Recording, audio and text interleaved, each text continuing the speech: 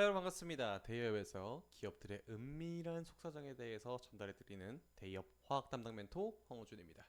자, 오늘 한국쇠석유라는 기업에 대해서 얘기를 할 건데 되게 생소하실 겁니다. 사실 이 한국쇠석유라는 회사를 알고 투자하실 정도라면 주식에 대해서 어느 정도 이해도가 있고 되게 우직한 투자를 하시는 분들이 되게 많이 아실 거라고 생각하는데, 자, 오늘 타이틀 제목 꾸준한 실적과 배당으로 승부라고 적었는데, 이 회사는 여러분들도 잘 아시다시피 완전 고배당에 해당하는 그러한 종목입니다. 그래서 오늘도 배당에 대한 얘기를 할 거고요. 그리고 국제 유가가 계속해서 상승하고 있는 이 추세 속에서 윤활유 시장에서의 견고한 매출, 이걸 바탕으로 해서 꾸준한 성장을 보여주는 그런 회사라고 정리할 수 있겠습니다. 자, 한국철석유 본 내용 시작 전에 여러분들 뭐 해야 되죠? 맞습니다. 구독과 좋아요 한 번씩 눌러주시면 대단히 감사하겠습니다. 자, 본 내용 바로 시작하도록 하겠습니다. 꾸준한 실적과 배당으로 승부라고 적었는데, 올해 그러니까 이제 계속해서 매출이 증가하는 추세로 나왔습니다. 24년도 1분기 실적에 대해서도 꾸준하게 상승하는 모습을 보여주고 있고, 23년도 12월 기준, 그러니까 작년을 기준으로 했을 때도 매출액이 3,204억 원이 발표가 되었고요. 올해도 꾸준히 증가하는 그런 모습을 보여주고 있습니다. 자, 보시면은 분기 매출이 814억을 기록을 했어요. 전체적으로 유가가 상승함에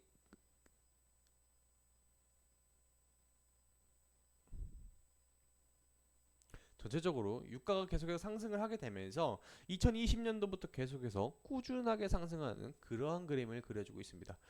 국제유가가 계속해서 이 기간 동안 쭉 올랐느냐? 또 그건 아닙니다. 여러 가지 이슈들에 의해서 한 번씩 빠지는 경우도 있었지만은 전체적으로 길게 놓고 보았을 때 인플레이션이 계속해서 발생을 했기 때문에 돈의 화폐의 가치, 그리고 원유 가격이 꾸준한 상승, 이런 게 종합적으로 결과가 나와서 전반적으로 이제 윤활유를 만들어 팔고 있기 때문에 이러한 그림을 보여주고 있다. 그래서 이제 매출이 계속해서 올라가니까 어떻게 됐습니까? 분기 매출 증가로 인해서, 그리고 정제 마진이 변형이 되면서 최근 순이익 또한 39.88%가 연도 대비해서 증가를 했습니다. 어마무시한 실적이 나오고 있죠. 이렇기 때문에 어떻게 됐습니까? 자사주에 대해서 뭐 여러 가지 소각에 대한 이슈도 있겠지만은 우리가 지금 중요하게 생각하는 건 뭡니까? 고배당이죠. 안정적으로 주가도 상승하면서 배당도 높다. 이거 완전 두 마리 토끼를 한 번에 잡는 그러한 대박 종목이었다라고 보면 되겠습니다.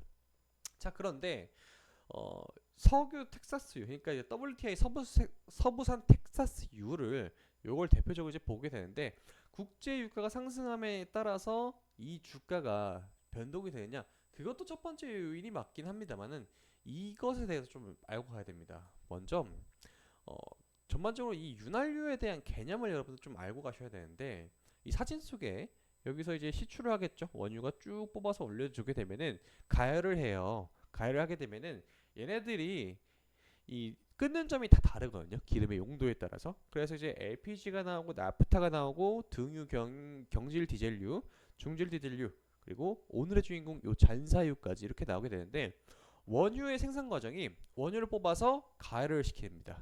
그러면은 기화가 되겠죠. 액체 상태가 끓는 점에 따라서 끓기 때문에 그것의 용도에 따라서 다르게 됩니다. 그래서 이걸 기화를 시키고 요 파이프를 태워서 계속해서 올리잖아요. 이 파이프는 액체를 냉각을 시켜줍니다. 이 기체를 이제 계속해서 냉각을 시키게 되면 다시 분자로, 이제 물 분자로 이제 떨어지게 되죠. 액체로 이제 변경이 되는데, 요거 전체적인 과정을 증류라고 해요. 여러분들도 잘 아시겠죠? 알고 있지만은 모르시는 분들도 있으시니까 한번 설명드린 거고, 이 과정을 통해서 여러 가지 이제 기름의 용도에 따라 분류가 되는데, 앞서 말씀드렸듯 요 탑이 있죠. 여기서 계속해서 가해를 계속해서 여기까지, 이 오늘의 주인공 잔사유, 윤활유가 나오는 요 잔사유까지 가게 되는 건데, 350도까지 계속해서 기름을 가열을 해줘요. 그러면은 다 걸러지고 나서 잔사유라는 게 나오게 되는데, 잔여물이라는 표현을 쓰게 되는 거죠. 이 검은 액체가 원래 원유보다 끈적하고 그리고 검습니다. 그럼 여러분들 보통 뭐가 생각납니까? 아스팔트유. 그래서 아스팔트도 여기서 이제 나오는 거고, 우리가 생각하는 증유, 그리고 오늘의 주인공 윤활유까지 여기서 분류가 된다라는 겁니다.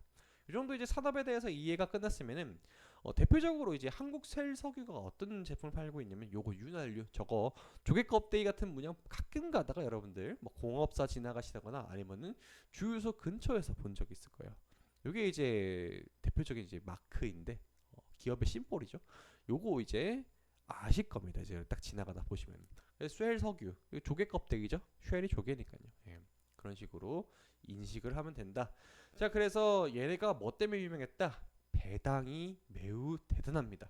앞서 설명드렸던 이 기업은 매출은 계속해서 꾸준하게 증가를 했어요. 뭐 유가 상승이 첫 번째 요인이기도 하지만은 경영을 되게 잘한 걸 수도 있고 원래 이 가격의 이 제품 자체의 메리트도 높을 수도 있고요. 여러 가지 복합적인 이유가 있어갖고 2023년도에 도달했을 때 배당금이 2만 5천 원입니다. 사둘 걸 그랬습니다.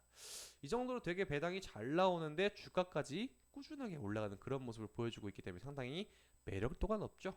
한국 쉘석유가 이번 연도 2024년도 들어와가지고 배당률이 3.38%, 1위는 아니었어요. 1위는 코리아 에셋 투자증권이라는 회사가 되었고 3.38%면은 시장금리 4.5%보다는 적지만은 여러분들 우측에 보이시죠? 여기. 올해 초부터 꾸준하게 상승을 했습니다. 주가가 22만 원에 시작해가지고 현재 31만 원, 주당 한 11만 원 정도 시세 차익이 나는데 이런 기업이 있었나요? 대단합니다.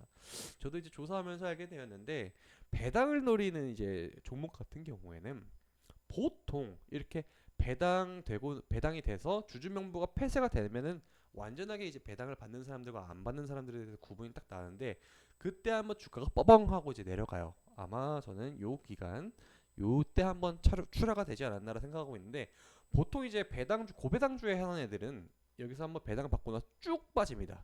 그런데 빠지지 않고 계속해서 간다라는 거는 다음번 배당을 보았을 때 얼마가 나올지에 대해서는 가늠을 지금 당장 할 수는 없지만은 그걸 생각을 했을 때 그리고 주식 선물하고 여러 가지 이해관계가 상충이 되었을 때 그 가치보다 현재 지금 주식을 홀딩하는 게 나머지에 대해서 그러니까 나중에 배당받을 때 그때 다시 사는 것보다 들고 가는 게 더 낫다라는 심리가 상당히 많이 강조가 될 수 있다. 그런 포인트로 볼 수가 있다라고 봅니다. 자, 그래서 정리를 하게 되면은 이 기업은 아는 사람들만 삽니다. 저도 요번 기회가 돼가지고 조금 더 이제 딥하게 봤지. 한국 쇠설유가 있는 건 알고 있었지만은 그만큼 국제유가 상승하고 윤활유 시장에 대해서 대부분의 사람들은 인지를 잘 못하고 있습니다. 이렇게 안정적인 투자처가 있는지에 대해서는 잘 모르실 수도 있는데 요 종목에 대해서 검색하고 들어오신 분들은 상당히 현명한 투자 생활을 계속해서 이어나갈 가능성이 매우 높다. 그리고 이 회사는 매출 증가로 인해서 이 부분을 본인들이 가져가지 않고 고배당을 주게 되면서 주주에 대해서 생각하는 그러한 모습도 보여주고 있습니다.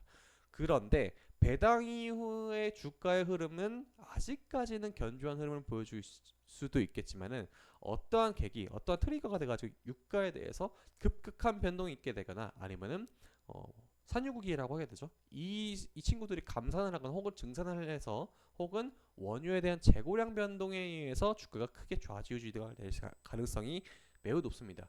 고배당은 정말 매력적인 하나 이 고배당 받고 나서의 주가의 흐름은 또 다른 원인으로 여러 가지가 변동이 됩니다. 참고로 이 한국셀석유가 갖고 있는 국내 시장에 이 윤활유에 대한 지분 순위가 5위입니다. 5위.